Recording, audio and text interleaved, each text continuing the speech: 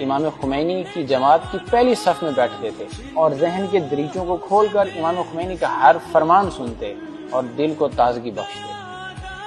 ایک بار کسی دوست نے آپ سے کہا کہ ہم پاکستانی طلباء یہاں تعلیم حاصل کرنے کے لیے آئے ہیں، لہٰذا ہمیں ایران اور عراق کی اور یہاں کے سیاسی متنازع شخصیات سے کوئی سروکار نہیں ہونا چاہیے۔ ایک تو یہ غیر ملکی معاملات ہیں اور دوسرا یہ کہ ان غیر ملکی معاملات میں مداخلت کرنے سے ہمارے لیے مشکلات پیدا ہونے کا اندیشہ ہے۔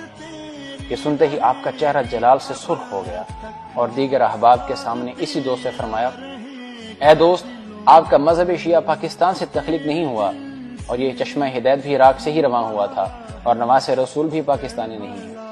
ہم حق کی متلاشی اور ہر فرزند زہرا کی صدائے حلمین پر لبیک کہنے والے ہیں، لہٰذا ہم حق کی خاطر اٹھنے والی ہر صدا، چاہے وہ دنیا کے کسی بھی کونے سے ہی کیوں نہ اٹھے، ان کا ساتھ دینا اور حق کے راستے میں صعوبتیں برداشت کرنا بھی ان کی ذمہ داری میں شامل ہے۔ دعا کرو کہ فرزند زہرا خمینی دشمن کی نظر بد سے محفوظ رہیں اور کوشش کرو کہ آپ کے افکار کا چرچا عام ہو۔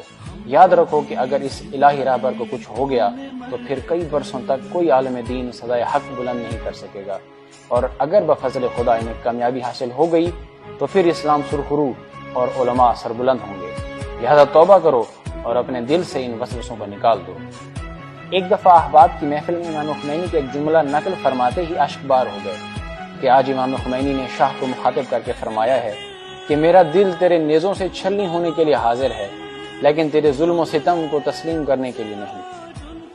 امام خمینی سے عشق کی مثال کچھ یوں بیان کی جا سکتی ہے کہ 1971 میں جب ایران میں 2500 سالہ جشن شہنشاہی منایا جا رہا تھا تو امام خمینی نے نجف اشرف سے اس کے خلاف تقریر کی اور اس کے بارے میں امام خمینی نے فرمایا تھا کہ اے شہنشاہ ایران، یہ ملک تمہارے باپ دادا کی جاگیر نہیں ہے بلکہ امام زمانہ کا ملک ہے، اس کے روپے تمہارے خاندانی جشن کے لیے نہیں بلکہ غریب و مظلوم عوام کے لیے ہیں۔ امام خمینی کی اس پرجوش تقریر کے بعد امام کے طرفدار طلباء اور علماء نے شاہ کو مذمتی ٹیلی گرام بھیجے۔ پاکستانی طلباء میں صرف شہید عارف حسینی ہی تھے کہ جنہوں نے پاکستانی طلباء کی طرف سے شاہ کو مذمتی ٹیلی گرام بھیجا۔ جب اس بات کا علم پاکستانی طلباء کو ہوا تو انہوں نے شدید اعتراض کیا کہ آپ کو کیا حق پہنچتا ہے کہ تمام پاکستانی طلباء کی طرف سے شاہ کو مذمتی ٹیلی گرام بھیجیں؟ ہمارا ان سے کیا تعلق ہے؟ ہم پاکستانی ہیں، ہم کسی ایرانی شخصیت کی حمایت یا مذمت کیوں کریں؟ ہمیں تو ایران کے راستے پاکستان آنا جانا ہوتا ہے۔ اسی طرح حکومت ایران ہمیں تنگ کرے گی۔ پاکستانی احباب کی یہ باتیں سن کر کافی دلائل دیے، لیکن جب بات دلائل پر نہ بنی تو پھر متحمل مزاج عارف حسین کے چہرے پر جلال نمودار ہوا اور آپ نے انتہائی سخت الفاظ میں انہیں باز رہنے کی تاکید کی۔ آپ کے سامنے کسی کو بھی امام خمینی کے شان کے منافی ایک حرف کہنے کی بھی جرات نہ ہوتی تھی۔ آپ 1974 میں پہلی بار نجف اشرف سے 6.5 سال قیام کے بعد پاکستان آئے۔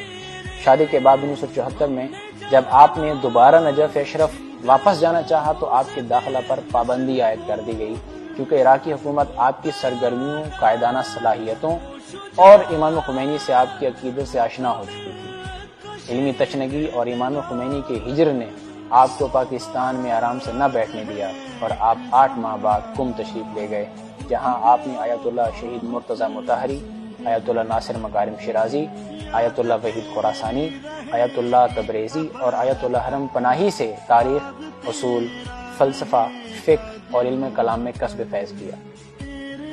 یہ وہ دور تھا جب ایران میں امام خمینی کی تحریک زور پکڑ رہی تھی۔ امام خمینی بھی ان کارروائیوں اور بیداری پھیلانے میں پیش تھے۔ شہید حسینی بھی کسی کے پیچھے نہ تھے۔ اسی وجہ سے ایران کی بدنام زمانہ جاسوسی تنظیم ساواک نے آپ کو گرفتار کر کے وہاں کے ضلع انتظامیہ کے سپرد کیا۔ آپ سے چند روز تفتیش ہوتی رہی، آپ کو صحبتوں کا خوف دلایا گیا، ایران بدر کرنے کی دھمکیاں دی گئیں، مگر ان کو کوئی بھی کوشش متزلزل نہ کر سکی۔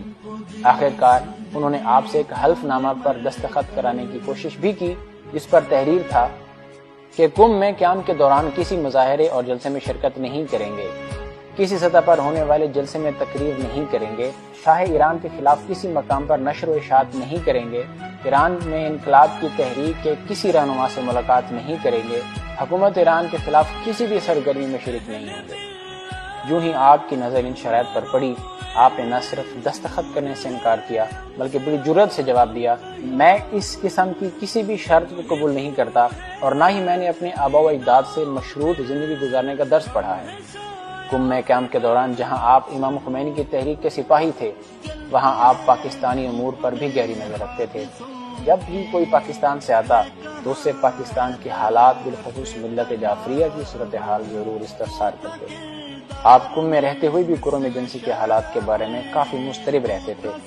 اگر ملت جعفریہ پاکستان کسی سانحہ کے شکار ہو جاتی تو آپ کئی روز تک رنجیدہ رہتے تھے۔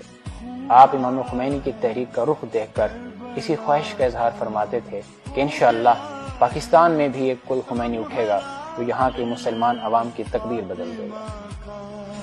عارف حق شہید حسینی، تجھ پہ گریا کناں خمینی، تجھ پہ نازاں تھی خود ہی شہادت، ہم کو دی زندگی